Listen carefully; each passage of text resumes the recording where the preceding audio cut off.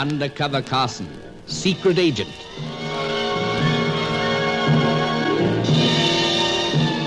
Operation Death Ray, an assignment in Rio.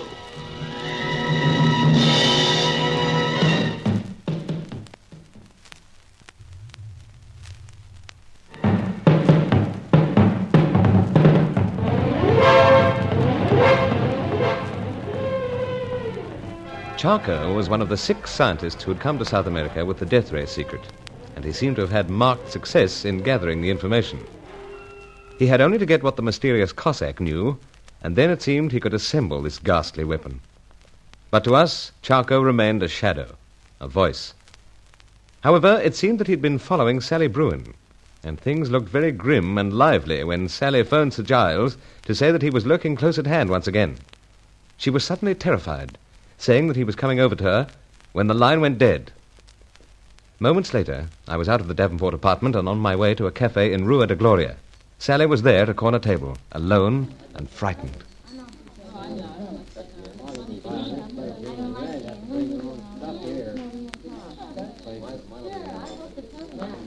Oh, thank goodness, Bruce. Thank goodness you've arrived. Where is he? Well, he just vanished. Vanished, you say? Yes, a few seconds after he cut off the phone. Now, let's get this straight, Sally. You phoned Sir Giles to say that this fellow, small, dark, with piercing eyes, was following you again. That's right.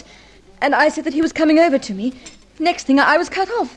There was just nothing I could do about it. What an incredible way to carry on. Oh, Bruce, he's such a terrifying person, but I know now why he's been following me. Then why? Because I know you. Because you know me. What difference does that make? Oh, Bruce, you've been so very good to me, and I've tried not to be curious, but, well, I have noticed things. What you do, for instance. Well, I'm the representative of a British meat importing firm.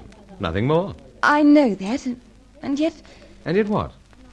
Come on. Well, you seem to have other interests. Please don't be annoyed with me for saying this. Annoyed? Perish the thought. But you look so serious. Yes, I am. Situation's serious when a young creature like you is followed and frightened by a sinister stranger. Yes, but these other interests of mine. Well, I'm putting this very awkwardly, I know, but I rather have the feeling that you may be engaged in something, well, something secret. Nonsense. You are annoyed with me? Certainly not. Just trying to fathom out how you could come by this notion. Well, Roger asked all sorts of questions about you. Yeah. What's the great Deauville been up to this time? Oh, where you were, what you did. It made me wonder. And now this dark man... Well, look, let's forget these imagined interests of mine, and let's hear more about him. He came over, cut short your phone conversation, and what then? He said to tell you that he was arranging an unpleasant surprise for you. For me? Yes, Bruce. Next thing, he... Well... Vanished, as you said. Not exactly. You see, I was so dazed and scared, I really didn't know what was happening. Before I knew anything, he was out of the cafe. Tell me more about this chappie. Well, there's nothing to tell. Well, his voice, for instance. He spoke English, though with an accent. Any special accent? Well, I rather thought it was European. European, I see. It was all so strange here in this cafe that I wondered whether it really happened. Seemed like imagination, perhaps. I suppose it did. Sir Giles will be interested to hear all this. Oh, but he's heard. Oh? How so? I phoned him, but you'd gone. Oh, yes, of course. He said to wait here until you arrived. The time did seem to go slowly, but then it always does when one's upset. Oh, well, everything's all right now. But it isn't. This man said he was preparing a very unpleasant surprise for you. Oh, yes, as you said a moment ago. Must be a rival importer. A rival what? Importer. Meat business, you know. My bread and butter. I must tell you all about it. Convince you that it's the sole interest in my life. Though I must admit I am engaged in something secret. I've had that feeling, Bruce. But only secret thoughts about you, Sally. Oh, Bruce, you do say the most ridiculous things. Of course I do. Howsoever... Bruce, look who's coming in. Not the small duck. No. You're Angelo. What the dickens is he doing here? Senor Carson, forgive me for disturbing you, but you must come with me at once. What's all this about? I thought you were at the airport, picking up that friend of ours. Indeed, Senor, but our friend has unfortunately met with an accident. Aubrey Dent has? I fear so, Senor. Where? On the plane or the airport? No. As we step out of the car outside the apartment building of His Excellency. Oh, What now, Sally? I was just thinking, Bruce, that man who followed me. He mentioned something about this? No, only this might be the unpleasant surprise he had to warn you about. Warning's a little late, I'm afraid. But tell you about the meat importing business some other time, Sally. Come on, Angelo. Let's go.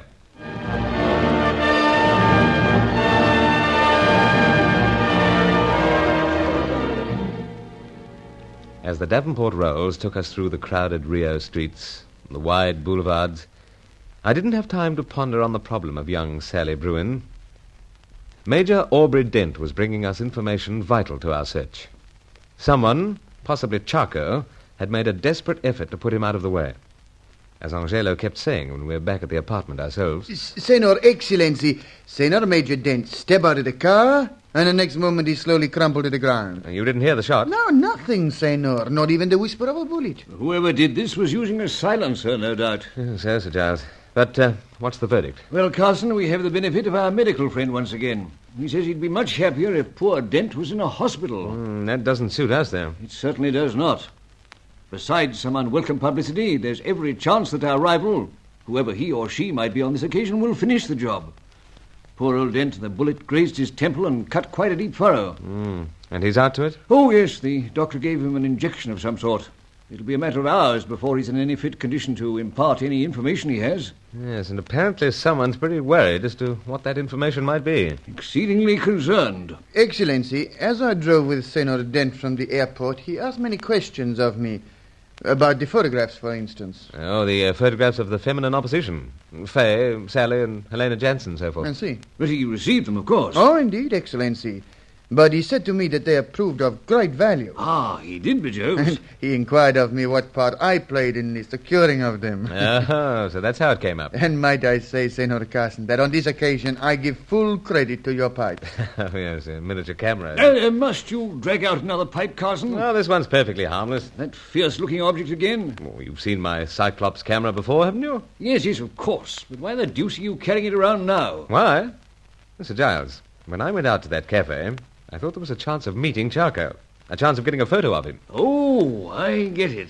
Howsoever, it seems we're to hear something of interest concerning the snaps of the lovely ladies. Yes, I keep trying to tell myself that Dent will be all right, but he did look very sick. That deuced phone does make you jump when you're all keyed up. I'll answer it, perhaps, sir. Yes, please do, Carson. Hello? Oh, it's you, Bruce. Oh, Sally. Now, what might she want this time? We'll soon find out. Bruce, are you there? Yes, of course. But to what do we owe this very pleasant surprise? Well, I hope you won't be angry with me or think I'm prying, but I keep thinking about that friend of yours. You do, eh? Yes. You know, flying all the way from London and then arriving and getting involved in some accident so soon. I was just wondering how he is. Well, he's fine. Then it wasn't so serious after all. Oh, heavens no, only a trifle. But from the way Angelo was acting, I thought something terrible had happened. Oh, you know how he is, always exaggerating. Senor Carson. Careful, old fellow. Carson's up to something. But it's very thoughtful of you to ring, Sally. Aubrey's quite all right. In fact, you'll probably be meeting him soon. He's in the same business as myself, you know. Well, I feel so much better after hearing that he's all right. And I will look forward to meeting him. I'll get in touch. Bye for now. Goodbye, Bruce. Carson, if that young lady wasn't checking up, then I'll eat my hat, old and better though it may be. Oh, I wouldn't jump to that conclusion, sir. After all, Sally's the type to be concerned at such things. Concerned is right. Concerned that Dent might not be out of the way. It's all very bewildering. And you yourself have doubts, Carson, especially when you go to the trouble of making up a story to assure her that Dent is all right. Customary precautions, huh? You're reluctant to suspect her, old fellow. So, Sir Giles, I'm afraid I am. Well, we shall all wait about patiently and hear what friend Aubrey Dent has to say. Let's hope it won't be too long.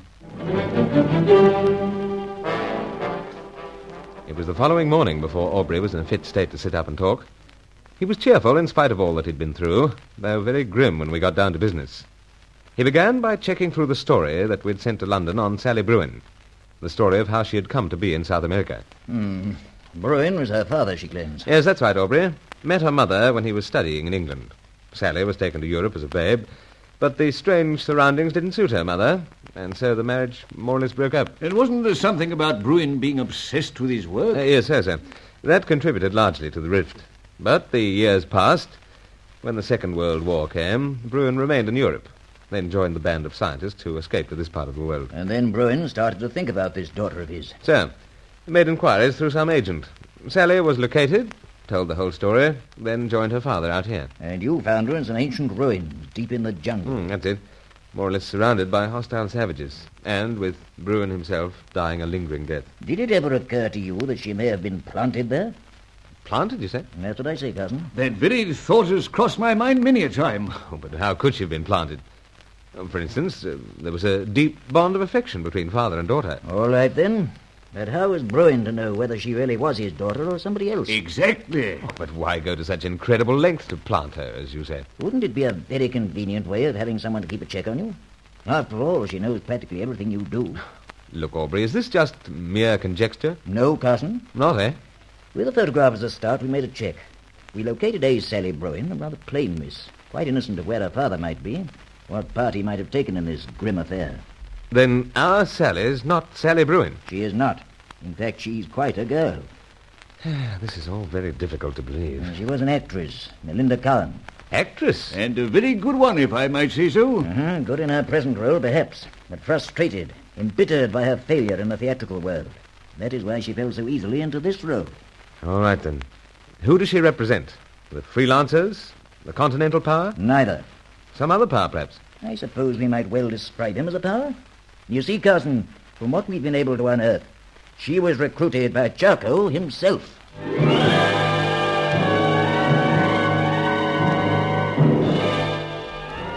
I found it almost impossible to believe that Sally could be associated with Charco. There was something terrifying in the thought of her using such sweetness and innocence for such a dark purpose. But she was to lead us a dance yet in Operation Death Ray.